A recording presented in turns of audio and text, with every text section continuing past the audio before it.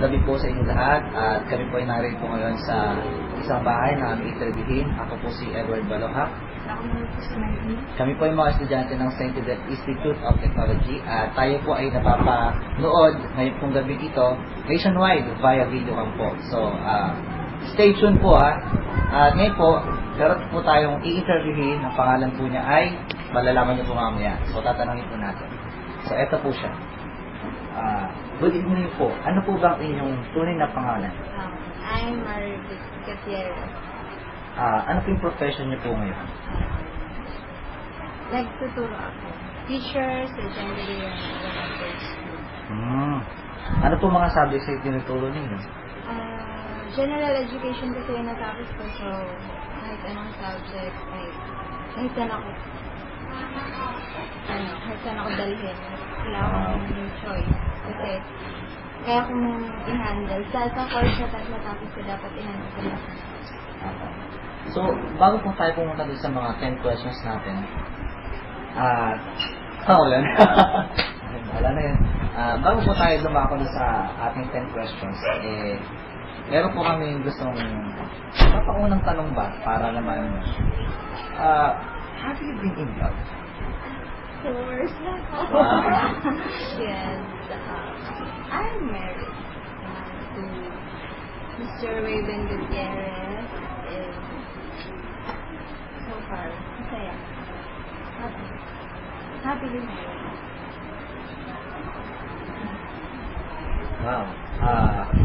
Pwede na natin itanong kung question na to. Siguro wag na lang ano. Nakailan? Nagbilang. Tatlo. Serious. Not serious. 2 years, 3 and 2 years. How about na friends din? Wala. Masyadong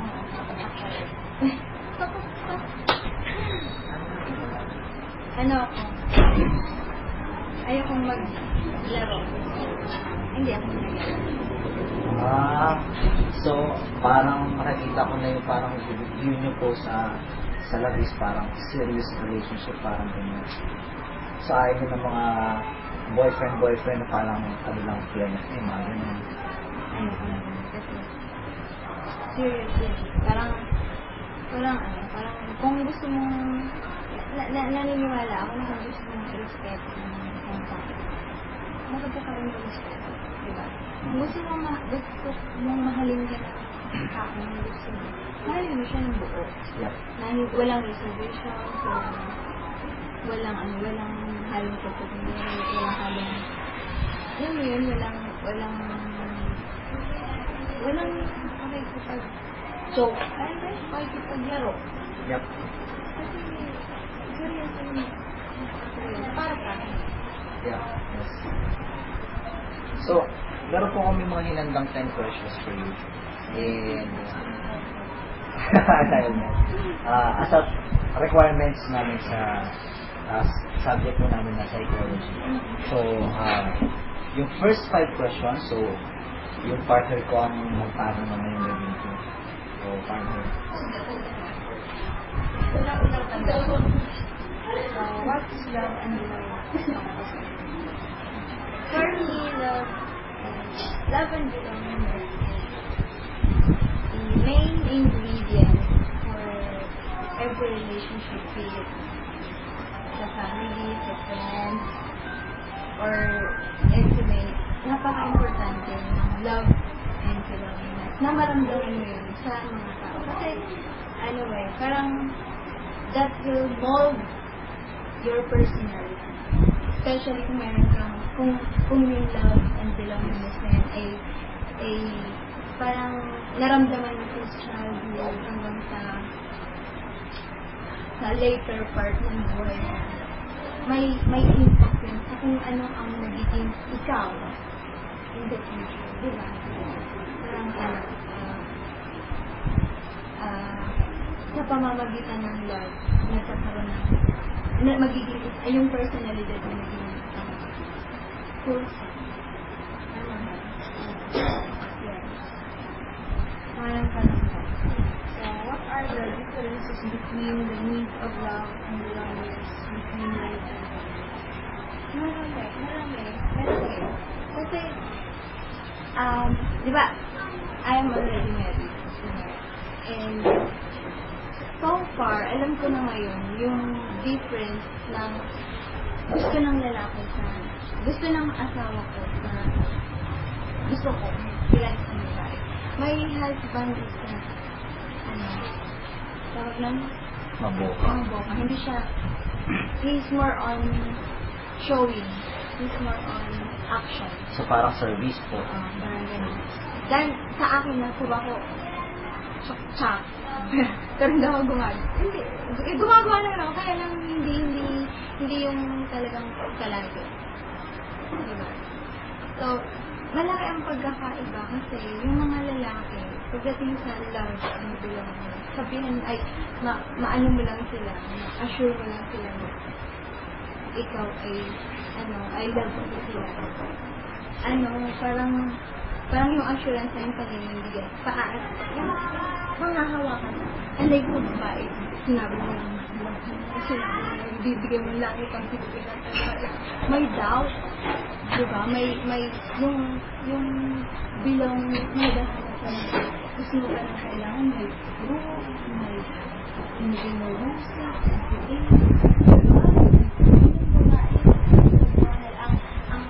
ang perspective ng babae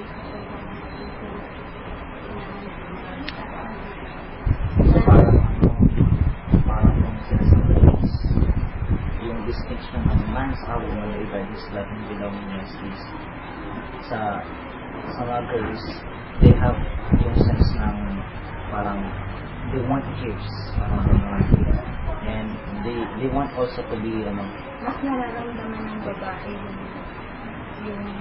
parang yung pagmamahal kung may nakikita, diba?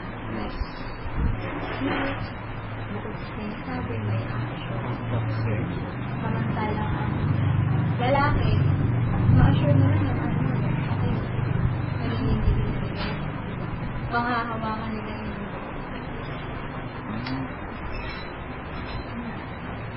Parang yung anak ko. What are the distinctions of the need of love and belongingness according to page 2 lang?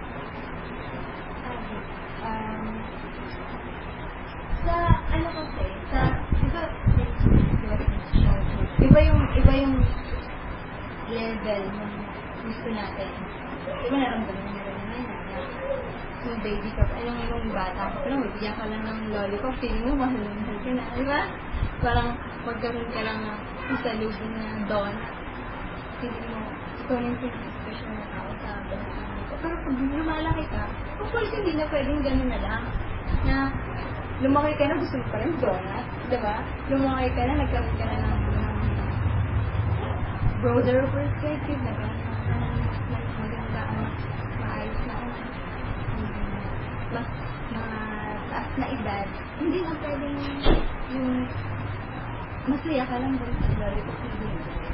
Hindi ko sinasabi na hindi ka dapat maging masaya sa doon. Pero kung titingnan natin yung level ng pagmamature ng tao, according sa love, according sa gusto niyang maramdaman, hindi na gano'n. Iba-iba, diba?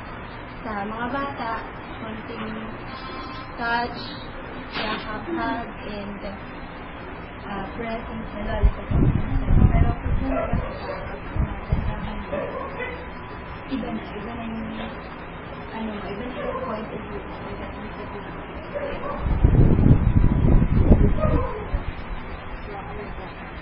Maatak na tanong. So, how do man and woman express love and belongingness? How about their age lang? Sa mga girls, ano kasi mga girls yung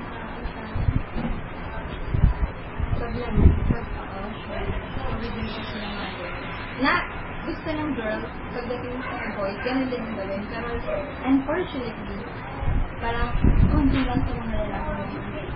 Diba? Mga babae napaka-showy, konti. Kasi ano lang, mag-lumos na, mag-lumos magdala ka ng heart, mga ganun-ganun, di ba? Yun yung babae. Pagdating sa love and belongingness, napaka open. Gusto nilang i-go sa buong mundo na, love ko yun. Sa family, sa friends, pero, pagdating sa lalaki, may reservation. Kasi, hindi niya, nakalagay ako ng ganun, hindi ako sure pala. Ganun dati, ang asawa ko, na never daw siya nagbigay ng flowers sa mga girls o mama niya. Wala siya nagbigay ng kasi nakakahiya. Nakakababa ng moral. Which is, parang mga ba? Hindi. Diba? Iyan ay parang magandang aksyon na gagawin ng isang kahit sa nanay mo nga, sa amin mo nga, sa tita mo nga, sa tita mo nga, sa kapatid mo, o lalo na kung tagal mo nga. Yun. Ang lumang tanong. If the need of love and belongingness are being met, then how does it affect the person's characters, behaviors, and personality? How about if not? Okay. Parang sinabi ko kanina, kapag yung love and belongingness na met na since childhood, napakalaking impact naman sa development ng isang tao, ng character ng isang tao. Kasi satisfied kayo, di ba?